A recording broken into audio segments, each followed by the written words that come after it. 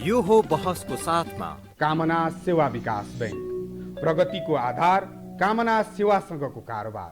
Registration open for +2 Science Management Humanities and Law, Lumbini College. म पनि आजै Nepal टेलिकमको anti fibre सेवा लिन्छु। नेपाल टेलिकम, राष्ट्रको सञ्चार।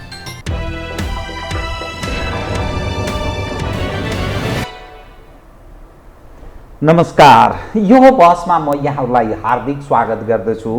जीवराम भण्डारी। आज यहाँहरू सामुने उपस्थित हुनुहुन्छ मदन दास श्रेष्ठ।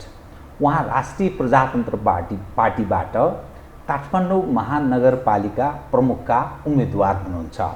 उहाँसँग आज म तपाईको उम्मेदवारी किन र काठमाडौँवासीका मूल समस्यालाई समाधान गर्ने तपाईसँग के उपायहरू छन् अथवा एजेन्डा के छन्, तपाईलाई काठमाडौँवासीले, काठमाडौँ महानगरपालिकावासीले किन भोट दिने र तपाईँ एउटा नेपाली समाजमा चिरपरिचित लोकप्रिय एउटा कलाकार, पार्टी राजनीतिमा किन लपेटिएको, यी लगायत कयौँ विषयहरू, प्रश्नहरू उहाँसँग तेर्सिन सक्छन्। म क्रमशः उहाँसँग आज यही वरिपरि केन्द्रित रहेर विषयलाई उठान गर्ने प्रयत्न गर्नेछु। सर्वप्रथम म उहाँलाई स्वागत गर्छु। स्वागत छ यहाँलाई। हस्, धन्यवाद सर। अब म सिधै यहाँसँग कहाँबाट प्रवेश गर्न चाहे भने नि, हजुर, तपाईँ नेपाली समाजमा असाध्यै चिरपरिचित लोकप्रिय एउटा होनहार कलाकार, झन्डै 70 वर्ष पार गरिसक्नुभयो। तपाईँ यो उमेरमा राष्ट्रिय प्रजातन्त्र पार्टीबाट काठमाडौँ महानगरपालिकाको प्रमुखको दाबी जो गरिरहनु भएको छ, तपाईको उम्मेदवारी किन र यससँगै जोडिने अर्को प्रश्न छ, तपाईँ एउटा कलाकार, कलाकार सम्पूर्णको साझा सम्पत्ति हुनुपर्छ भनिन्छ नि, तर एउटा कलाकार राजनीतिमा प्रवेश गर्नुको अर्थ के? यही दुई विषयको जवाब दिनुस्, त्यसपछि म क्रमशः अरू विषय उठान गर्छु, कृपया। हस्, धन्यवाद सर। पहिलो प्रश्न जुन यहाँले कलाकारिताबाट ख्याति पाएको मान्छे, समाजमा एउटा स्थापित भइसक्नु भएको मान्छे किन भन्ने प्रश्नमा चाहिँ हो, निश्चित रूपमा म कलाकारितामा रङ्गमञ्च, रेडियो, चलचित्र यी व्यापक को माध्यमबाट समाजमा भएका विसङ्गति, समाजका कुरीति, समाजका विभिन्न कुरालाई संवाद र कथाको आधारमा मैले आम जनताहरूको माझ जनचेतना जगाउने खालका विभिन्न नाटक, चलचित्रहरू मैले गर्थेँ। त्यसैले पनि होला म रेडियोबाट म अझ राष्ट्रव्यापी म स्थापित भएँ। आम नेपाली जनताहरूको मन मस्तिष्कमा रहन पाएँ, उहाँहरूले मलाई इज्जत दिनुभएको छ, त्यसको लागि आम जनताहरूप्रति म नतमस्तक छु र उहाँहरूप्रति म आभार पनि प्रकट गर्दछु। त्यसपछि तपाईँले देख्नु भएको छ नि, नेपालको राजनीति झन्डै गणतन्त्र, लोकतन्त्र आइसकेपछि भनौँ करिब 3 दशक चान्चु, 2.5 दशक चान्चुन् त हामीले हेऱ्यौँ नि, विभिन्न राजनीतिक दलले राज्यमा शासन गरेको, राज्यमा उनीहरूले सुशासन र आम नागरिकलाई राहत दिन्छु, आम नागरिकलाई सुख दिन्छु भनेर धेरै राजनीतिकहरूले राज्यमा सत्तामा रहे। तर यसो हेर्दाखेरि उनीहरूले के गर्यो भने परिवारवाद, भ्रष्टाचार मौलाउने र आम जनताको समस्या ज्यूका त्यों केही फरक र परिवर्तन आएन। मेरो सोचाइमा तपाईँले अहिले भन्नुभयो राजनीतिमा किन प्रवेश गर्नुभयो, यसमा आउँदैछु। किनभने राजनीति पनि एउटा समाज सेवा हो। मेरो दृष्टिकोणमा म यी कलाकारिताबाट मैले स्थापित भएपछि मैले विभिन्न सामाजिक सङ्घ संस्थामा, नेतृत्वदायी सामाजिक संस्थामा रहेर मैले धेरै क्रियाकलापहरू, धेरै समाजलाई मैले समाजको लागि काम गरेको छु।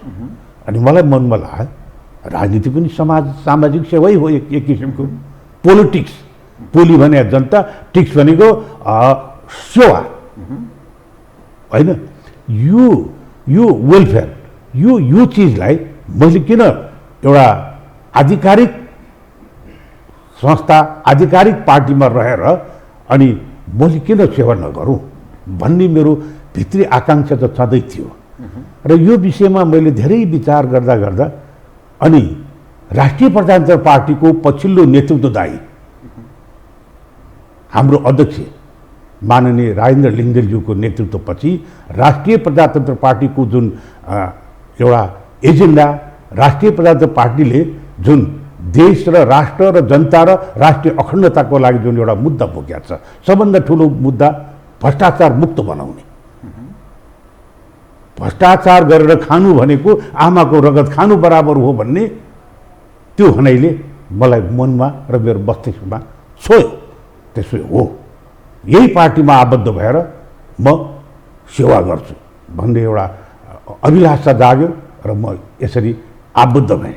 त्यसकारण राष्ट्रिय प्रजातन्त्र पार्टीको तर्फबाट म काठमाडौँ महानगरपालिकाको भविष्य, यसको सुन्दर मुहार परिवर्तन गर्न र महानगरपालिकावासीहरूलाई उनीहरूले चाहेको जस्तो बनाउनको लागि म काठमाडौँ महानगरपालिकाको मेयरको रूपमा मैले उम्मेदवारी प्रस्तुत गरेको छु। काठमाडौँ महानगरको एउटा प्रमुख या मेयर हुने भनेको त त्यो त्यस्तो व्यक्ति जसले यो ठाउँको समस्या पहिचान गरेको होस्, बुझेको होस्, जानेको होस् र योग्य पनि होस्। सायद मतदाताले, पढे लेखेका मतदाताले त्यो ट्वाके भन्छ नि, ट्वाके या झोले मतदाता उक्राके जहाँ छ, हजुर, त पढे लेखेका एउटा सुसंस्कृत मतदाताले हरेकले यो प्रश्न गर्छन्, तपाईसँग काठमाडौँ महानगरपालिकावासीलाई सुख सुविधा दिने त्यो एजेन्डा के छ र यहाँको मूल समस्या के ठान्नुहुन्छ काठमाडौँ महानगरको, बताइदिनुहोस्। अब हेर्नुहोस्, अब यहाँ दैनिक एउटा काठमाडौँ महानगरवासीले भोगिरहेका धेरै समस्याहरू छन् है। त्यो समस्याको विषयमा म भन्दै जान्छु। पहिलो मेरो एजेन्डा चाहिँ म तपाईँलाई म भन्छु, काठमाडौँ नगरपालिकाको जुन नामकरण छ नि काठमाडौँ, कान्तिपुर, हेर्नुहोस् त, कान्तिपुर नाम कस्तो, कान्ति, स्वच्छ, कञ्चन, सुन्दर, कान्तिपुर। भक्तपुर, ललितपुर, कान्तिपुर। भक्तपुर आफ्नो पौराणिक मल्लकालीनदेखि रहेको यो नाम, इतिहास बोकिरहेको भक्तपुरले अहिलेसम्म भक्तपुर राखेको छ। ललितपुरलाई पाटन बनाइयो, काठमाडौँलाई काठमाडौँबाट हो। अब कान्तिपुर बनाउँछु म, कञ्चन, सुन्दर। किन कान्तिपुर नि? प्राचीन नगर, मठ मन्दिर, संस्कृतिका धरोहर चिनाउने भनेको काठमाडौँ हो। काठमाडौँको मुटु नै यहाँको परम्परागत संस्कृति, मठ मन्दिर, डबली र पौराणिक ऐतिहासिक वस्तुहरू। त्यसैबाट कान्तिपुर, त्यसैले अब कान्तिपुर नगर। तपाईँलाई थाहा छ नि, भानुभक्त, कवि भानुभक्त आचार्यले अपला चपला कान्ति नगरी सुन्दरता कति व्याख्या गरेको छु। म यही प्रसङ्गमा एउटा कुरो म तपाईँलाई भन्छु, कृपया। म डिलिबजार घटिकुलको चाहिँ एउटा घटिकुल समाजको त्यसको संस्थापक अध्यक्ष पनि थिएँ। अनि मलाई भानुभक्त आचार्यको कान्तिपुरी नगरी जुन त्यो कविताले मलाई छोयो।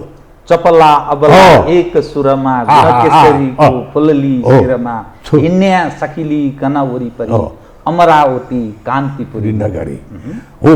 अनि यो कान्तिपुरको विषयमा भानुभक्तले 100-200 वर्ष अगाडिको भानुभक्तले सोचेको कान्तिपुर र अहिलेको स्रष्टा कविहरू साहित्यकारले सोचेको कान्तिपुरमा कति फरक छ भनेर मैले 120 जना कवि साहित्यकारहरूलाई कान्तिपुरको बारेमा, काठमाडौँको बारेमा मैले कविता सिर्जना गर्न लगाएँ। अनि त्यो किताब कवितामा काठमाडौँ भनेर पुस्तक पनि बाहिर निकालेँ। अनि त्यसमा धेरै समाजबाट त्यो पुस्तकमा धेरै स्रष्टा कविहरूले अहिलेको वर्तमान कान्तिपुरलाई विभिन्न दृष्टिकोणबाट व्याख्या गरेर लेखे। त्यो पुस्तक अहिले पनि अभिलेखको रूपमा छ। अर्थात् तपाईँ यदि महानगरको पिता हुनुभयो भने, जनताले मत जाहेर गरे हलोलाई भने, तपाईँ काठमाडौँ महानगरपालिकालाई कान्तिपुर महानगरपालिका बनाउनुहुन्छ, नामाकरण फेर्न खोज्नुभयो? हो, यसको नाम मल्लकालिन्दीको इतिहास बोकेको नाम कान्तिपुर भनेर स्थापित गराउन चाहन्छु। त्यो काठमाडौँमा प्रिय लाग्नेहरू फेरि असन्तुष्ट होला नि? होइन, यसमा त अब किनभने यो होइन, काठले बनेको जो काठमाडौँ छ नि, हो त्यही त काठमाडौँ काठले एउटै रुखको काठले बनेको गोरखनाथको मन्दिर काठमाडौँ, त्यसको अलग्गै इतिहास, त्यसको गौरव अलग्गै छ, संस्कृति बोकेको छ, त्यसले एउटा धार्मिक एउटा ठुलो आस्था बोकेको छ होइन। तर कान्तिपुर नामै हेर्नुहोस् न, कान्ति एकदम कञ्चन सुन्दर, त्यो त एउटा ठाउँको एउटा मन्दिरको नाउँले मात्रै काठमाडौँ रह्यो। तर यो चाहिँ इतिहास बोकेको यो नामलाई स्थापित गर्न चाहन्छु। अब अर्को एउटा तपाईँले एजेन्डा भन्नुभयो नि, तपाईँको एजेन्डा काठमाडौँ महानगरवासीले लाई आकर्षित गर्ने के त्यस्तो एजेन्डा छ र तपाईँलाई किन भोट दिने भन्ने प्रश्न हो कि? अब एउटा कुरा मैले जस्तै काठमाडौँ महानगरपालिका भित्र रहेका आम नागरिकलाई एउटा के भने, काठमाडौँ महानगरपालिकाले यदि म महानगरपालिकाको प्रमुख रूपमा आसीन हुन पाएँ भने सबभन्दा पहिला काठमाडौँ महानगरपालिकाका भित्रका जनताले स्वास्थ्य, शिक्षा, उद्योग, कल कारखाना, उद्योगी आदि गर्न चाहन्छ भने पहिलो प्राथमिकता काठमाडौँ महानगरपालिकावासीलाई दिने, पहिलो प्राथमिकता काठमाडौँ महानगरभित्रको भित्रकोलाई पहिलो प्राथमिकता दिने। अनि अर्को एउटा कुरो, प्रशासनिक सारा झन्झटहरू पनि बोकेका छन्। अब कोही पनि सामान्य मान्छे काम विशेषले गयो भने उनीहरूले प्रशासनिक धेरै झन्झट पनि बोक्नुपर्छ। त्यसकारण त्यसलाई पनि अन्त्य हुने गरिकन एउटा निकास निकाल्ने र काठमाडौँमा चाहिने, काठमाडौँमा आवश्यक के छ, 32 वडाका वडा अध्यक्ष सदस्यहरूसँग वडामै बसेर त्यसका समस्याहरू सुनेर योजना बनाउने, तब न काठमाडौँ सुन्दर हुन्छ। अब यहाँ त तपाईँलाई मैले के भन्ने, अब त्यो सहर सफा गर्ने छ नि, सडक सफा गर्ने भूमर के भन्छ नि, हो भूमर, त्यो अरू राष्ट्रले सहयोगको रूपमा पठाएको छ, चिनिया सहयोग, त्यो चलाउने प्राविधिकसम्म छैन, त्यो त्यतिकै कुहिएर अब जाने अवस्थामा छ हेर्नुहोस् है। भने भएको चिजलाई सदुपयोग गर्ने, भएको महानगरपालिकासँग धेरै बजेट छ त्यसलाई सदुपयोग गर्ने र मूलतः आएको फोहोरको पनि कुरा छ। मैले यो कुराहरू धेरै साथीहरूलाई मैले भन्ने पनि गरेको छु, मूल समस्या भनेको फोहोर होइन, यसलाई पनि सदाका लागि स्थायित्व रूपमा फोहोर उठाउने व्यवस्था पनि त गर्न सकिन्छ। तर यहाँ के भने, मैले अघि भने फोहोरमा मोहर देखेँ, पैसा देखेँ, यही फोहोरबाट मात्रै पनि काठमाडौँ राजधानी, काठमाडौँ यो नगरभित्र मात्रै अरबौँ रुपियाँ उठ्छ। त्यही पैसाले मात्रै पनि फोहोरको कुनै सदुपयोग गर्ने कुनै आधुनिक मेसिनहरू औजारहरू ल्याएर केही न केही त गर्न सकिन्छ होला नि। तर त्यसमा राजनीति, पैसामा चलखेल, 1 महिना उठ्छ, 3 महिना पुरा सहरको चोक चोकमा दुर्गन्ध फैलिने गरिकन, अस्वस्थ हुने गरिकन फोहोर थुप्रिरहेको हुन्छ। यो त सामान्य कुरा हो नि। हो, यो गर्नलाई के भने मानिसमा इमान्दारी त चाहियो। त्यसैले भ्रष्टाचार गर्नेहरूले यो सफा होस्, यो निराकरण होस्, यो चाहिँ नगरवासीहरूबाट यसबाट मुक्त हुन् भन्ने चाहँदैन। किनभने उनीहरूले त खालि पैसा मात्रै देखेका हुन्छन् र आफ्नो परिवारलाई मात्रै देखेका हुन्छन्। ए बाबा, यो यदि समाजसेवा हो राजधानी के अरे राजनीति भने किन परिवारलाई मात्रै घुमिफिरिकन अब छोरालाई एम्बेसडर बनाउनै पर्ने, बुहारीलाई सांसद बनाउनै पर्ने, अनि आफू पटक पटक प्रधानमन्त्री मन्त्री भइरहनु पर्ने, अनि त्यही मात्रै घुमिरहने। गठबन्धन भनेकै बाँडी चुडी खाने यी विसङ्गति यस्ता यस्ता कुराहरू भएको हुनाले अब हाम्रो राष्ट्रिय प्रजातन्त्र पार्टीले र अहिले आम जनताको जनभावना अनुसार अब यसले सही रूपमा आम नेपालीहरूलाई सुख र शान्ति र देशको विकासको उसमा ऐक्यबद्धता गरेर काम गर्ने अठोट लिएको हुनाले म राष्ट्रिय प्रजातन्त्र पार्टीमा आबद्ध छु र महानगरको प्रमुख रूपमा म निश्चित रूपमा मलाई आम नागरिकले महानगरपालिका नागरिकले मलाई त्यो ठाउँमा पुर्याइदिनुहुन्छ। मानिस विगतदेखि यसो सुनिरहेका छन् कि आम मतदाता विगतका काठमाडौँ महानगरपालिका ललितपुरकै महानगरपालिकाकै प्रमुखले पनि म महानगरको प्रमुख भएँ भने मोनोरेल सपना बारे हजुर कतिपयले अझ विगतमा यो नेपाललाई खास गरी काठमाडौँ क्षेत्र यो चाहिँ सिङ्गापुर बनाइदिन्छौँ यस्तो पनि भनेको विगतमा सुनियो। तपाईँ त त्यस्तो स्लोगन दिइरहनु भएको छैन, किन? किनभने हामी म भनेको वास्तविकतामा विश्वास गर्ने है, आकाश हेरेर बादललाई हेरेर कल्पना गरेर विभिन्न आकृति कल्पना गरेपछि त्यो बादलमा त्यही आकृतिमा परिणत हुन्छ, त्यसमा म विश्वास गर्दैन। त्यसकारण सपना देखाउने, प्रलोभन देखाउने र भुलभुलैयामा राख्ने र भुलभुलैयामै जनताहरूलाई पौडी खेलाएर आफूले त्यसको स्वाद लिने, आफूले त्यसमा रजाइ गर्ने त्यो प्रवृत्ति हामीमा छैन। हामीले त्यो भुमरीबाट अहिले जुन आम जनताहरू पौडी खेलिरहेछन् नि, रुमलिरहेछन् नि, त्यसलाई उद्धार गर्ने भनेर त्यो नीति लिएर आएको। त्यसका त्यस्तो कल्पना सम्भवै नहुने कुराहरू हामी गर्दैनौँ। सम्भव भएको कुरा हेर्नुहोस्, काठमाडौँलाई हरियाली बनाउन सकिन्छ नि, सकिँदैन। तर यहाँ हरियालीको नाउँमा पैसा आफ्नो राजनीतिक आस्था राख्ने मान्छेहरूलाई पैसा बाँडिन्छ। तपाईँलाई एउटै कुरो भन्, तपाईँ बानेश्वर एरियामा तपाईँले त्यो फुटपाथमा हिँडिरहनुहुन्छ नि, फुटपाथ सानो छ, त्यहाँ हरियाली बनाएर बिरुवाहरू रोपेका छन् त्यही फुटपाथमा, मान्छे हिँड्नु छैन। अनि त्यहाँ बिरुवा रोपेर अनि त्यो फलामको त्यो जालीवालाले छोपिया छ, त्यो बिरुवा त बढ्छ नि, ठुलो हुँदै जान्छ। त्यसैको माथि हाई टेन्सन तारहरू छ, इलेक्ट्रिकको पोलहरूको तारहरू, खुल्ला तार छ। त्यो माथि फेरि घरको छत यसरी आएको छ, त्यो रुख बढ्दै गएपछि त तारमा पनि छुन्छ, छतलाई पनि छुन्छ। अनि अर्को 4-5 वर्षपछि त्यसले चाहिँ सहरलाई विरूप बनाए, मान्छे दुर्घटना हुन्छ भने फेरि त्यो रुख काट्नलाई फेरि बजेट निकाल्यो, फेरि रुख काट्यो। यस्ता घटनाहरू तपाईँ हामीले देखिरहेछौँ नि।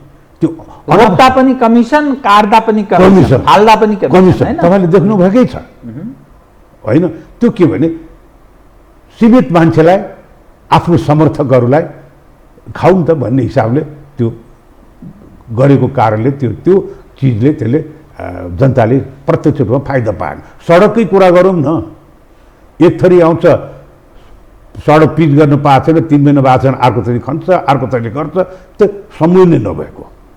अब महानगरपालिकाले कमसेकम त्यस्ता निकायहरूसँग समन्वय गरेर कसरी बनाउने त भन्ने पहिल्यै एउटा प्रिप्लान हुनुपर्छ नि, त्यो प्लानिङ छैन हो।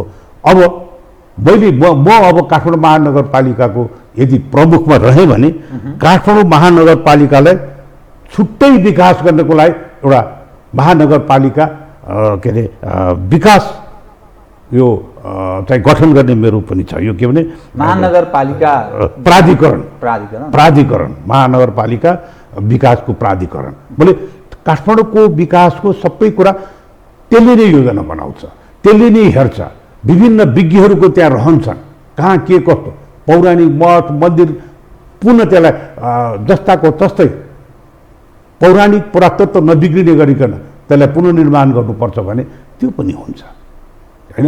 अब नदी तपाईँ देख्नु भएको छ नि, बागमती नदी सफाइ अभियान त भयो नि, त कहाँ सफाइ भयो? तपाईँ अब ज्वलन्त तपाईँको दिल्ली यमुना नदी छ, एकदम गन्दा। दिल्लीको यमुना नदी हेर्नुहोस् त कति गन्दा थियो, कति फोहोर थियो। यमुना नदी सफाइ अभियान त चलायो नि त्यहाँ, त्यहाँ अहिले यमुना नदी सफा छ, तर यहाँ भएन। अब यहाँ सफाको नाममा फोहोरी मन लिएर त्यहाँ प्रवेश गरेपछि फोहोरी मनले गरेका कुराहरू फोहोर त फोहोरै रहन्छ। त्यसबाट आएका राष्ट्रिय ढुकुटीको पैसा खेरो गएन, गयो कि गएन? हो, त्यस्तोलाई योजना बनाउनु पर्यो।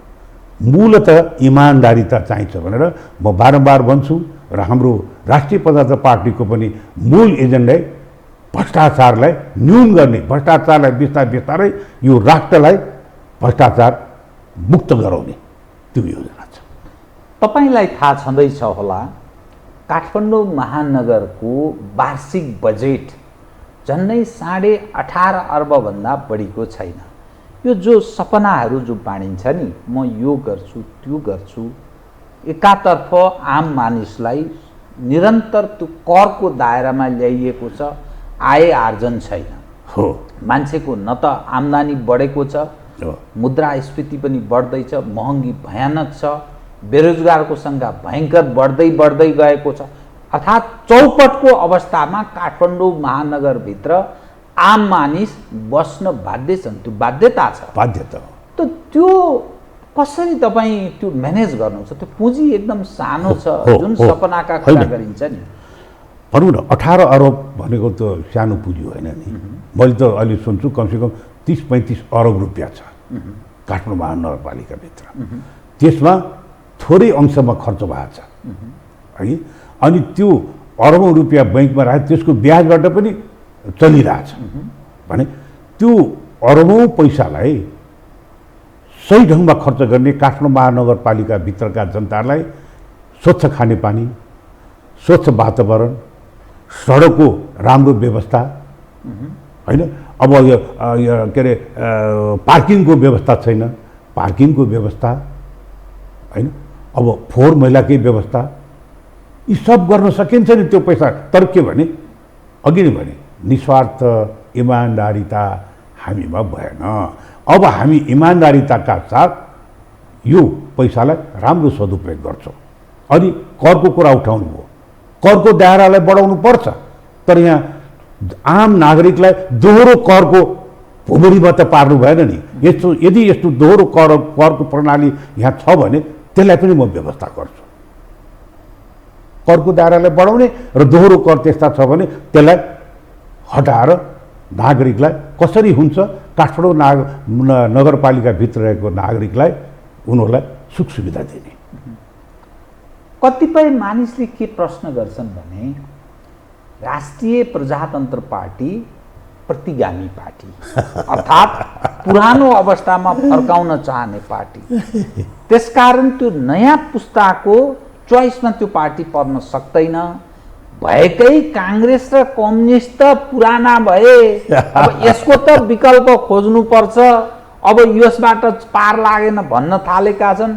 राष्ट्रिय प्रजातन्त्र पार्टी त झन् त्योभन्दा पुरानो लिगेसी बोकेको, यो प्रश्न गर्छन् नि त। हो, त्यो पुरानो राजनीतिकहरूको विकल्पको कारणले नै राष्ट्रिय प्रजातन्त्र पार्टी अहिले नयाँ नेतृत्वदायी, नयाँ एजेन्डा, नयाँ उद्देश्य लिएर यो उदाएको हो। अरू पार्टीभन्दा अहिले यो पार्टी कम छैन। तपाईँहरूले देख्नुभएको छ, तपाईँहरूकै मिडियाले आम अधिराज्यभर हाम्रो राष्ट्रिय प्रजातन्त्र पार्टीको नेता माननीय राजेन्द्र लिङ्गदेन जहाँ जहाँ जानुहुन्छ, जुन जुन ठाउँमा जानुहुन्छ, हेर्नुहोस् जनलहर देख्नुहुन्छ नि। हो, त्यो काम गर्ने उद्देश्य र एजेन्डालाई आम नागरिक जनताले अब यही पार्टीभित्रका यही पार्टीले मात्रै हामीहरूको भविष्य अब सिँगार छ। हामीलाई यसबाट अहिलेको जुन भुमरीबाट यसले पार गर्छ, उतार्छ भन्ने आम जनताको त्यो जनलहरलाई नै हामी अहिले त्यसको चाहिने एजेन्डाबाट हामी पार्टी उठिरहेका छौँ। हाम्रो पार्टीको अहिले धेरै जनताहरूले हामीलाई समर्थन दिइसकेका छ। त्यसकारण पुरानो पार्टी र नयाँ पार्टी भन्ने कुरै भएन। पुराना पार्टीमा त्यस्ता व्यक्तिहरू पनि थिए होला त्यतिखेर, जुन व्यक्तिहरूको एजेन्डा थिएन, उद्देश्य थिएन, खालि आफ्नो मात्रै भरण पोषण गर्ने, आफ्नो वरिपरिकालाई मात्रै पालन पोषण गर्ने त्यस्ता मनस्थिति बोकेका त्यस्ता मान्छे त अहिले हाम्रो पार्टीमा छैन। हाम्रो पार्टीको अध्यक्षले अहिले के भन्नुहुन्छ, यदि फाइदा लिने उद्देश्यले, धन कमाउने उद्देश्यले, त्यस्ता उद्देश्यले हाम्रो पार्टीमा प्रवेश गर्न चाहन्छन् र त्यस्तो मान्छेहरू हाम्रो पार्टीभित्र छन् भने तिनीहरू गए हुन्छ। हामीलाई त्यस्ता मान्छेको आवश्यकता छैन। हामीलाई इमान्दारिता, राष्ट्र र राष्ट्रिय गौरवको लागि भित्रै मनदेखि दिलो ध्यान दिएर साथ दिन्छु भन्ने मान्छेको मात्रै हामीलाई आवश्यक छ। भनेको छ भने अब यो पार्टी कसरी प्रतिगामी हुन्छ। 46 को जुन राजनीतिक परिवर्तन भयो नि, त्यो राजनीतिक परिवर्तनपछि काठमाडौँ महानगरको नेतृत्व गर्ने पहिलो पटक परिवर्तनको पहिलो पटक काङ्ग्रेसले पायो, जसको महानगरको प्रमुख हुनुभयो PL सिंह, नेपाली काङ्ग्रेसबाट उहाँले चुनाव जित्नुभयो। दोस्रो पटक केशव स्थापित हुनुभयो एमालेबाट। तेस्रो पटक पनि फेरि केशव स्थापितले नै आस्था राखेको पार्टी अथवा नेकपा एमालेको विद्यासुन्दर साक्य हुनुभयो। 2 पटक एमाले भयो, 1 पटक काङ्ग्रेस भयो। त यसको अर्थ के देखिन्छ भने उनीहरूको यहाँ बलियो सङ्गठन थियो र सायद अझै पनि होला। त यसका माझमा नि त्यो बलियो पार्टीसँग तपाईको भिड्ने चाहना र तपाईको जित्ने जो सङ्कल्प तपाईको देखिन्छ नि, तपाईँ जसरी भनिरहनु भएको छ, के मन्त्र छ तपाईसँग जसले तपाईँ जित्छु भनेर यो कल्पना गरिरहनु भएको? यो मन्त्र, यो सबै मलाई जुन यो उत्साह र यो आत्मविश्वास छ नि, यो आम नेपाली नागरिकहरूले दिएको हो। काठमाडौँ महानगरपालिकाभित्र बसेका जनताले मलाई दिएको हो। अब तपाईँ ठुला बलिया पार्टीहरू भन्छन् नि, भन्नुहुन्छ नि तपाईँले पकाए, ठुला बलिया पार्टी भइदिया अहिले पनि हेर्नुहोस् न, किन एकले अर्काको सहारा लिएर किन उठ्नु पर्यो? होइन, अपाङ्ग जस्तो भएर एकले अर्को कुङ समात्ने, एकले अर्को कुङ समात्ने, अनि समातेर उठेर अनि फेरि राज्य शासन लिने भनेको के त उद्देश्य भनेपछि फेरि राज्य शासनभित्र रहेर बाँडीचुँडी खाने। यो देशलाई स्थायित्व र सही र सुशासन दिने होइन। यिनीहरूको एउटै मात्रै उद्देश्य छ कि भ्रष्टाचार। त्यसकारण हाम्रो अघि नै मैले भने भ्रष्टाचारलाई निराकरण गर्न सकेनौँ भने हामी फेरि दुःखको दुःख पाउँछौँ। त्यसकारण अहिलेको जनताहरू सचेत छन्, अहिलेका जनताहरूले बुझिसकेका छन्। अब देश बनाउने हो भने राष्ट्रिय प्रजातन्त्र पार्टीलाई हामी एकता भएर यो राष्ट्रिय प्रजातन्त्र पार्टीलाई एउटा कार्यकाल राज्य सत्तामा पुर्याउनु पर्छ। एकचोटि मात्रै हामीले राज्य सत्ता सञ्चालन गर्ने अवसर जनताले दियो भने हामी गरेर देखाउँछौँ। तर राष्ट्रिय प्रजातन्त्र पार्टी त यो सिस्टममा त विश्वास गर्दैन। यो सिस्टमलाई उपयोग गरेर यो सिस्टमको विकल्पको कुरा गर्ने, अनि किन फेरि होइन त्यस्तो। यही सिस्टमभित्र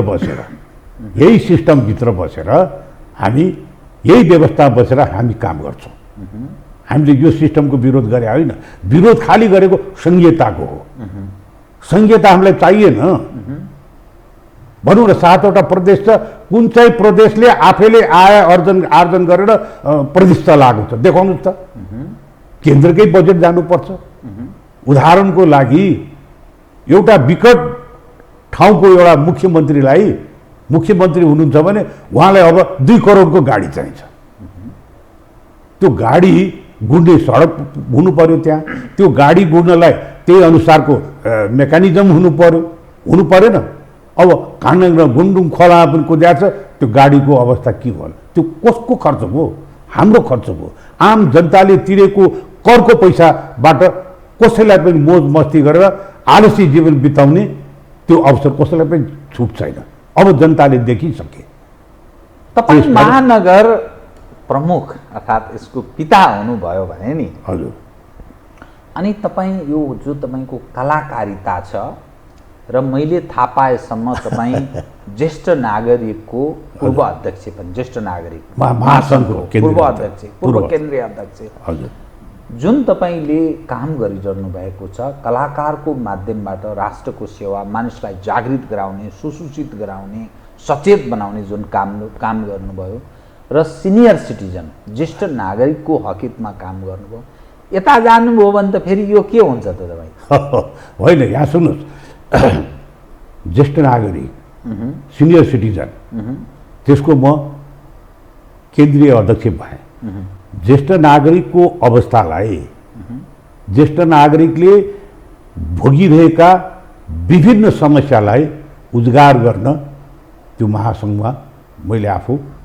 केन्द्रीय अध्यक्षको रूपमा रहेँ र त्यो विषयका धेरै समस्याहरू राज्यलाई वकालत गरेर राज्यलाई प्रस्तुत गरेँ कतिपय कुराहरू ज्येष्ठ नागरिकको अलि सुख सुविधा सम्मानजनक बाँच्ने अधिकार ऐन पनि बनिरहेछ ऐन पनि विधेयकको रूपमा गइरहेछ त्यो पारित भइसकेको छैन ज्येष्ठ नागरिकको विषयमा राज्यले कतै पनि उल्लेख गरेको थिएन संविधानमा ज्येष्ठ नागरिक पनि हाम्रो धरोहर हो उनीहरूको सम्वर्धन उनीहरूको स्वस्थ जीवन बिताउने अधिकार राज्यले लिन्छ भनेर अहिले संविधानमा पनि उल्लेख भयो र त्यही अनुरूप पहिला गरिएको छ कि छैन संविधानमा उल्लेख भयो मतलब कार्यान्वयनमा के तपाईँ के गर्नुहुन्छ हो कार्यान्वयनमा अहिले जस्तै राष्ट्रिय ज्येष्ठ नागरिक महिला बालबालिका समाज कल्याण मन्त्रालय भन्ने थियो ज्येष्ठ नागरिक मन्त्रालय थिएन ज्येष्ठ नागरिक मन्त्रालय पनि हुनु पर्यो नि धरोहर यो पनि हो ज्येष्ठ नागरिक मन्त्रालय हो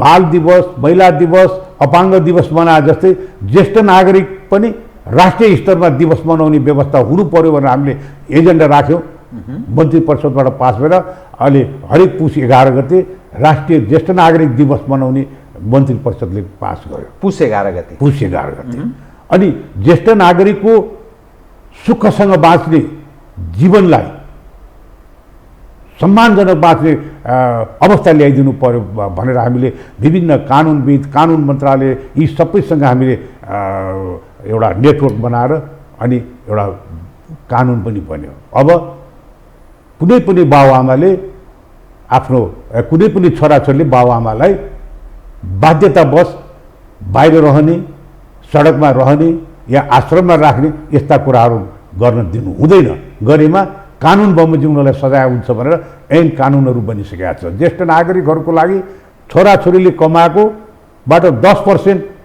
उनीहरूको बाबुआमाको नाउँमा अनिवार्य रूपमा आफ्नो कमाइको प्रतिशत त्यहाँ राखिदिनु पर्ने स्वास्थ्य बिमाको काम पनि म महासङ्घको अध्यक्ष हुँदाखेरि स्वास्थ्य बिमाको काम भएको छ अब जेनेटिक वार्ड जेनेटिक स्वास्थ्य जेनेटिक ज्येष्ठ नागरिकलाई आज अरू देशमा हेर्नु अरू कहाँ जापानमा हेर्नुहोस् न ज्येष्ठ नागरिक 120-30 वर्षसम्म उनीहरूले उमेर बाँचिरहेछन् हामीसँग ज्येष्ठ नागरिक सङ्घको लागि त्यो स्वास्थ्य उपचारसम्मको कुनै थिएन अब राज्यले अलग्गै ज्येष्ठ नागरिकहरूको लागि जेनेटिक वार्डसहित राज्यले नै गोठाटारमा 500वटा बेडसहितको र ज्येष्ठ नागरिक असहाय निसहाय ज्येष्ठ नागरिकलाई रहने व्यवस्था हुने गरिकन त्यो निर्माण गर्दैछ 7वटा प्रदेशमा ज्येष्ठ नागरिक को अत्याधुनिक ज्येष्ठ नागरिक दिवा सेवा केन्द्र बनाउने भनेर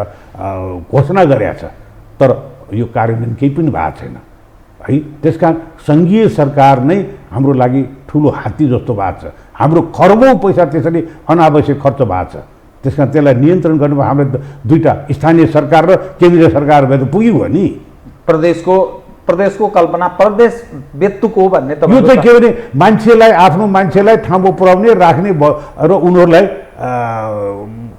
कमाउने उनीहरूलाई त्यो कमाउने वातावरण मात्रै बनायो किन चाहियो हामीलाई संहिता भनौँ न कुन चाहिँ एउटा प्रदेशले स्वर आफैले त्यहाँ विकास गरेर आफ्नै कर दायरा बढाएर आफैले विभिन्न विकासका योजनाहरू बनाएर उनीहरूले आफ्नो खुट्टामा उभिएको छ भन्ने कही प्रमाण छ केन्द्रबाटै जानु पर्यो सबै बजेट के छ छैन त्यसका सङ्घीय यो जुन राज्य जुन छ नि यो चाहिँ खारिज हुनुपर्छ भन्ने पनि हाम्रो मूल एजेन्डा हो। अनि तपाईँको यो कलाकारिता के हुन्छ त अब? तपाईँ एउटा पार्टीमा आस्था राखेर हिँडिसक्नुभयो। तपाईँ, म चाहन्छु तपाईँ चुनाव जित्नुहोस्, तर कथम तपाईँ चुनाव हार्नुभयो भने तपाईँ उप हेर्ने मानिसको नजर राप्रपाको मानिस हो भन्ने हुन्छ। जो दर्शक जो हुन्छन् त्यो त तपाईँले आर्जन गरेको पुँजी भनेको त एज ए होलमा नेपालभरिका आम मानिसले मदनदास श्रेष्ठ भनेको एउटा होनहार कलाकार, नेपाली समस्यालाई सब बुझेको व्यक्ति, हामी सबैको साझा हो भन्ने रूपमा बुझ्थे। अब तपाईँ त डिभाइडेड हुनुभयो, त्यसले घाटा गर्दैन? घाटा हेर्नुहोस्, म राजनीतिमा प्रवेश गरेको भनेको राजनीति भनेको मेरो सामाजिक सेवा हो, कलाकारिता मेरो पेसा हो। दैनिक रूपमा खानु त पर्यो नि, अब त्यो पेसा त म छोड्दिनँ नि। त्यो कलाकारिताबाट आय आर्जन गरेर मेरो घर परिवार चलाउँछु, यो सेवा हो यो राजनीति। मैले त्यसैले भ्रष्टाचार गर्नु भनेको आमाको रगत खानु बराबर हो भनेपछि त्यसबाट मैले भ्रष्टाचार गर्ने, त्यसबाट अनैतिक फाइदा लिन मैले चाहेर यो क्षेत्रमा प्रवेश गरेँ होइन। पेसा त मेरो सधैँ छ नि। मलाई हेर्नुहोस् न, मेरो उमेर, मेरो छोराछोरी सब हुर्किसके, उनीहरूको आफ्नै पेसा गरेर उनीहरू छन्। एउटा छोरा एउटा छोरी छ, सामान्य घर छ, एउटा स्कुटर छ, चढेर हेर्छु। मलाई त्यही भए पुग्यो भने मलाई अथाह पैसा पनि चाहिँदैन। मेरो छोराछोरीको भविष्यको लागि मैले जम्मा गर्नुपर्छ भने त्यो पनि मेरो इच्छा छैन। छोराछोरी आफै कमाउँछन् होइन। अब मैले कहीँ विदेशी बैङ्कमा राखेर अथाह पैसा राखेर फलानाको यति, फलाना के अरे टावर फलानाको, फलानाको यो हस्पिटल फलानाको, त्यस्तो बनाउनु पनि चाहेको छैन। मैले कलाकारिताबाट जे जस्तो आम नागरिक, आम देशवासीहरूले मलाई सम्मान र इज्जत दिएको छ, त्यो नि मेरो लागि ठुलो कुरा हो। मेरो सारा सम्पत्ति, मेरो सम्पत्ति भने पनि र मेरो चाहिँ संरक्षक भने पनि आम जनता हो। जनताहरूले दिएको यो सम्पत्तिलाई मैले सदुपयोग त गर्नु परेन। यसलाई गलत तरिकामा मैले त पठाउनु भएन नि। त्यसका पेसा मेरो कलाकारिता, पेसा गर्छु। मेरो छोराको पनि होटेल व्यवसाय छ, उसले आफ्नै त्यो व्यवसायबाट पनि खान्छ। मलाई कहीँ कतै भ्रष्टाचार गर्नुपर्ने, कहीँ कतै अनैतिक काम गरेर पैसा थुपार्नु मलाई छैन। तर राजनीति समाजसेवा हो भन्दा यी नेताहरूको अनुहार झलझल मान्छेले सम्झन्छन्, उनीहरूका अघि पछि लागेका लावा लस्कर सम्झन्छन्, उनीहरूको दिनचर्या जीवनस्तरमा आएको त्यो आमूल परिवर्तन, 46 साल अगाडिका नेताका अनुहार, चाउरेका अनुहार र अहिलेको एकदम हृष्टपुष्ट त्यो अनुहार मान्छेले पत्याउँदैन। राजनीति समाजसेवा, त्यसमा पनि नेपाल जस्तो देशमा भन्छन्, अनि कसरी पत्याउने बताउनु? हामी त्यो परिवर्तन गरेर देखाउँछौँ। हाम्रो राष्ट्रिय प्रजातन्त्र पार्टीका सबै शीर्षस्थ नेताहरू, हाम्रो पार्टीका कार्यकर्ताहरू सब इमान्दार छन्। उनीहरूको यो विषयमा लोभ लालच छैन होइन। तपाईँ देख्नु र नि, हाम्रो राष्ट्रिय प्रजा पार्टीको राष्ट्रिय अध्यक्ष राजेन्द्र लिङ्गदेन अहिले चाउरिया सुके छन्, उहाँको यही अवस्था हुन्छ। उहाँ जहिले पनि हरदम राज्यको र जनताको सेवा कसरी गर्न सकिन्छ भन्ने उसमा लागिरहनुहुन्छ। तपाईँ अब म त अलिकति अलि रातो पिरो नै छु होला, योभन्दा बढी रातो पिरो त मलाई हुनु छैन होइन। त्यसकारण तपाईँहरू निर्धक्क हुनुहोस् कि हामीबाट बेइमानी भनेको हुँदैन। त्यसकारण मैले अघि पनि भने, आम नेपाली नागरिकहरूलाई हाम्रो सुन्दर भविष्य, हाम्रो विकास हामी चाहन्छौँ भने एक पटकलाई राष्ट्रिय प्रजातन्त्र पार्टीलाई राज्य सत्तामा पुर्याइदिनुहोस्। त्यसपछि यसको नतिजा 3 महिना 6 महिनाभित्रमा हामी गरेर देखाउँछौँ। तपाईँको प्रतिस्पर्धा चाहिँ कोसँग छ त काठमाडौँमा? कोही पनि छैन, कोही पनि छैन। इच्छा शक्ति। म तपाईँलाई उदाहरण दिन्छु। अर्जुन दृष्टि भन्छन्, अर्जुन एक मात्र एकलव्य, एक मात्र उसले आँखा मात्रै देखाएको छ। पानीमा हेर त्यो आँखामा उसले निशान लगाउनु पर्ने, उसले एक मात्रै आँखा देखाएको छ है। त्यसकारण मेरो पनि जनता हो, मेरो मतदाता हो, मैले उहाँहरूलाई नै सुख दिनुपर्छ, उहाँहरूको इच्छाअनुसार नै मैले काम गर्नुपर्छ। मेरो प्रतिस्पर्धी भने पनि, मेरो संरक्षक भने पनि, मेरो के अरे त्यो ठाउँमा पुर्याउनु पर्ने जनता जनार्दन भने पनि उहाँ नै हो। मेरो एउटै अर्जुनदृष्टि छ, जनताको सुख दुःख, उहाँहरूको समृद्धि कसरी गर्ने। त्यस कारण मेरो प्रतिस्पर्धी नै छैन। अब होला कोही कतैका होलान्, तर उहाँहरूलाई पनि मैले मेरो प्रतिस्पर्धी भनेर त मैले कसरी हिँड्नु र। त मूलत तपाईँका सामुन्ने का चुनौती भन्छ नि, तपाईँ एउटा प्रतिष्ठा आर्जन गरिसकेको व्यक्ति कि त तपाईँले सामना गरिरहनु भएको अहिलेका यो चुनाव प्रचारका क्रममा के चुनौतीहरूको तपाईँ सामना गरिरहनु? मानिस के भन्छन् भने चुनाव असाध्यै महँगो भयो, सामान्य मानिस अब चुनावमा उम्मेदवार बन्न पनि सक्दैन, त्यो अलग ढङ्गले अकुत सम्पत्ति आर्जन गरेकाहरूलाई मात्रै चुनाव प्रिय हुन थाल्यो, यसो भनिन्छ। त्यसको उदाहरणका लागि एकजना काङ्ग्रेसको जिम्मेवार नेताले मेरो त 6 करोड खर्च भयो गत संसदीय चुनावमा, त्यसरी भने होइन। उनलाई प्रमाणको रूपमा मैले पेश गरेको। त्यस्ता करोड खर्च गर्ने त सयौँ हजारौँ मान्छे छन् नेपालमा, कोही जितेका छन्, कोही अझ हारेका छन्। त यो जो स्रोत तपाईँहरू जुटाउनुहुन्छ नि, कहाँबाट जुटाउनुहुन्छ? हो, यहीँनिर कुरा आउँछ। यसैले नै भ्रष्टाचार मौलाको कारण नै यही हो, संस्थागत रूपमा है। अब 5 वर्षपछि चुनाव लड्नु पर्यो, पैसा थुपार्नु पर्यो।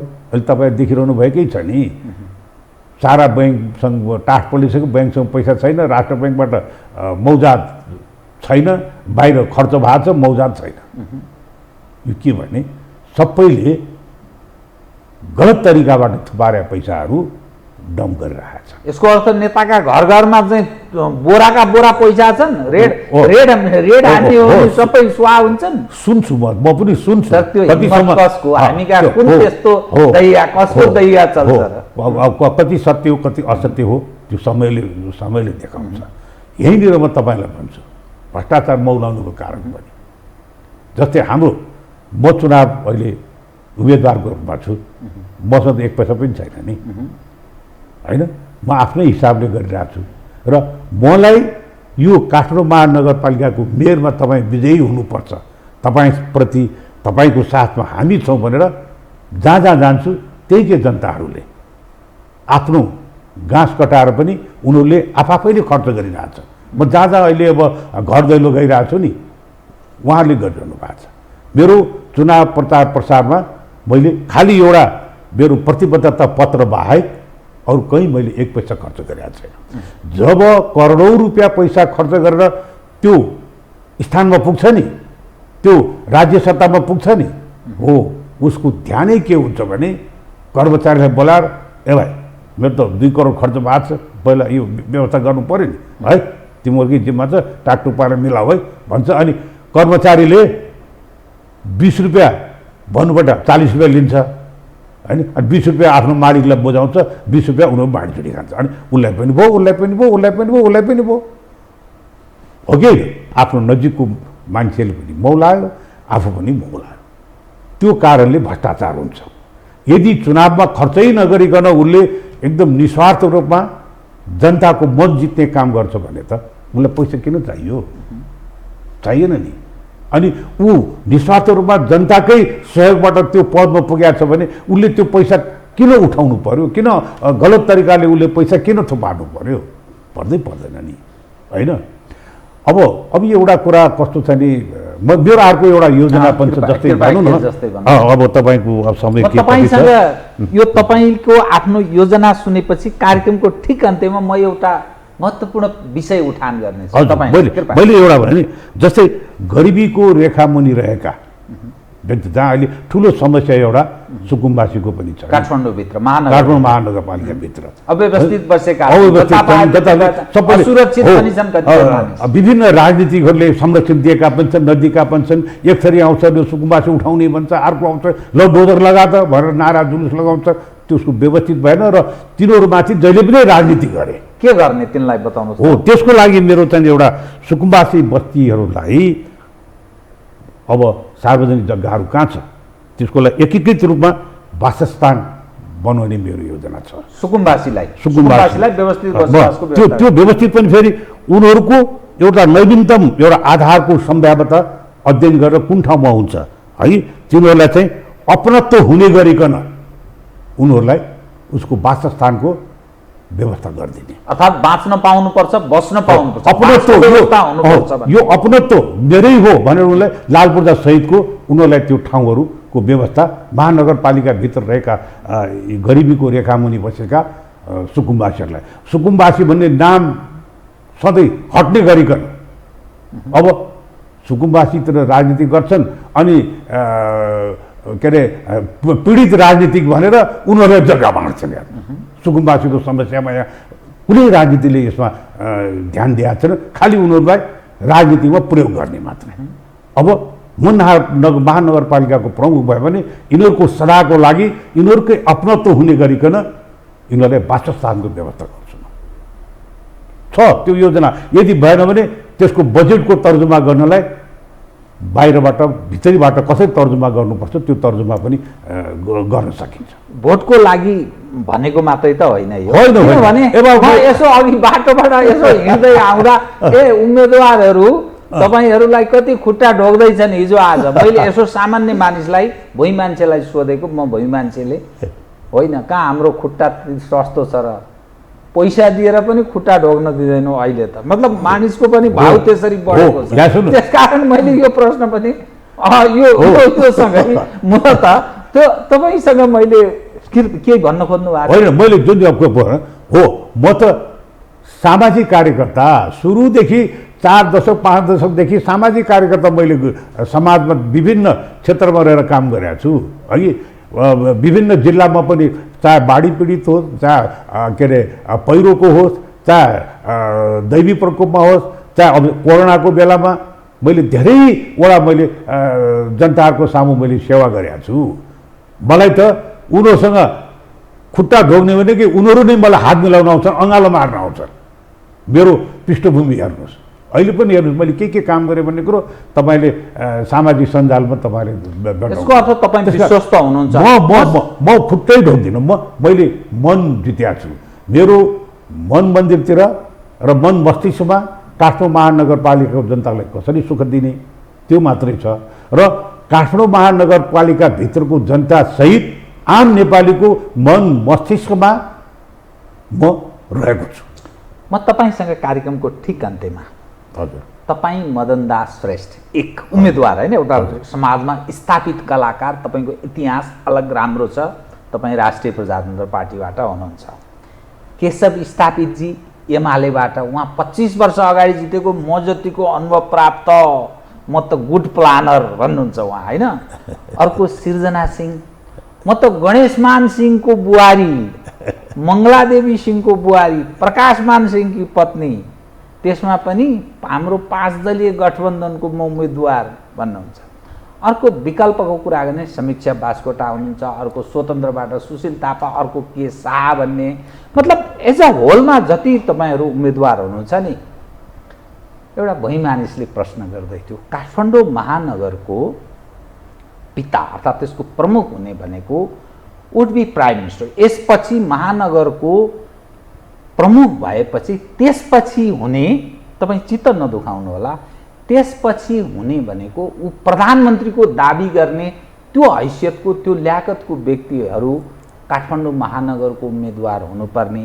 यहाँ विदेशी राष्ट्राध्यक्ष आउँछन्, सरकार प्रमुख आउँछन्, त उनीहरूले पनि यसो गौरव गर्न सक्ने त्यो पर्सनालिटीको हुनुपर्ने।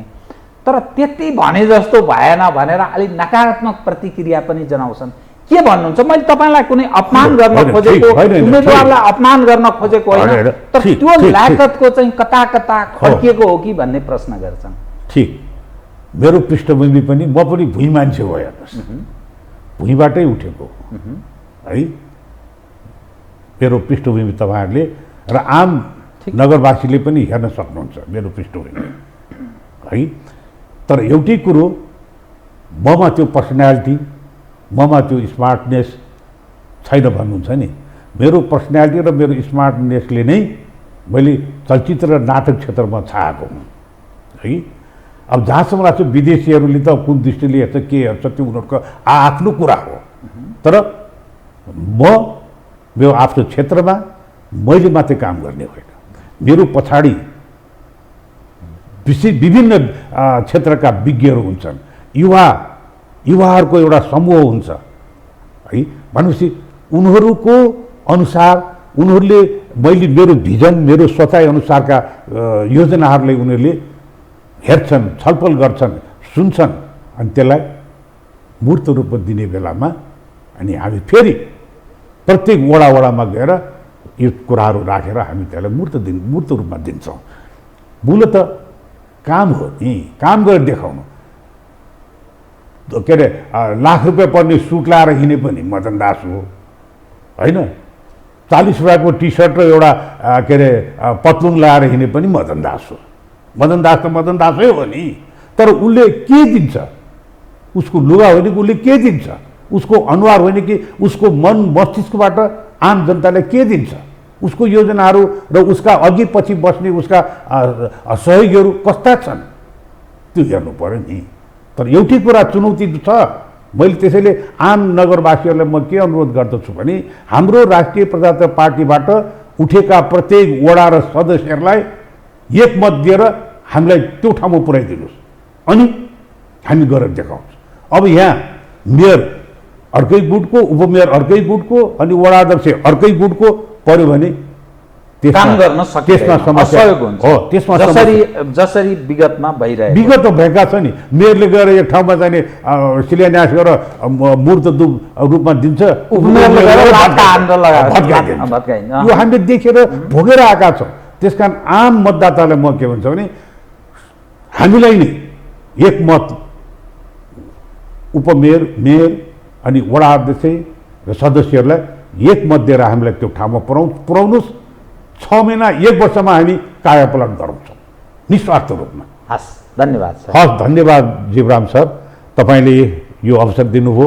यो टेलिभिजन परिवारलाई पनि म हार्दिक धन्यवाद दिन चाहन्छु र आम काठमाडौँ नगरवासीलाई एकपटकलाई राष्ट्रिय प्रजातन्त्र पार्टीबाट उठेको मेयर हलोमा चिनो लाएर मलाई विजयी गराइदिनु होला भन्ने पूर्ण विश्वास छ। धन्यवाद। आदरणीय दर्शकवृन्द, उहाँ हुनुहुन्थ्यो मदन दास श्रेष्ठ, काठमाडौँ महानगरपालिकाका प्रमुख अर्थात् मेयरका राष्ट्रिय प्रजातन्त्र पार्टीबाट उम्मेदवार बन्नुभएका। समसामयिक विषयलाई केन्द्रमा राखेर गरिएको कुराकानी। म सहित मेरो सम्पूर्ण युनिटलाई कार्यक्रमबाट बिदा दिनुहोस्, तर यो हो टेलिभिजन हेर्दै रहनुहोला। नमस्कार।